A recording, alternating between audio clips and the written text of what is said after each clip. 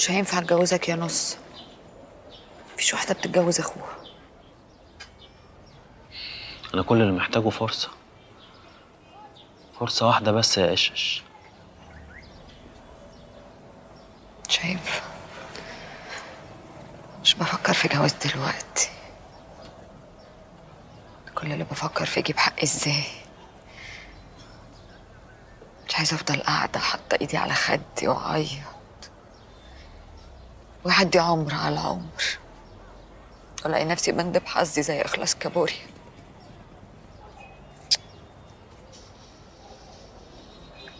انا همد ايدي واخد حقي من الدنيا يا نص. الدنيا ما بتحبش الضعيف. كانش ربك قال السن بالسن؟ انا عايز اسألك سؤال. هو انت شايفاني اهطل لما قابلت اتجوزك لما امك قالت بعد اللي حصل؟ شايفاني مش راجل يا قشش؟ شايفاك مش راجل. شايفاك مش راجل عشان قبلت تستر على بنت خالتك. انت لو كل الرجاله زيك كان حال الدنيا انصلح. هو يعني ايه راجل؟ راجل يعني حنيه، يعني كلمه ووعد وصدق.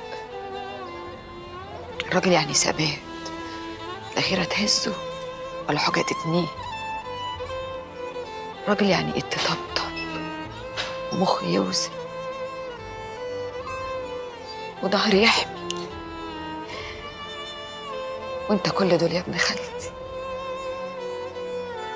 سأل عليك النبي ما تزعل مني.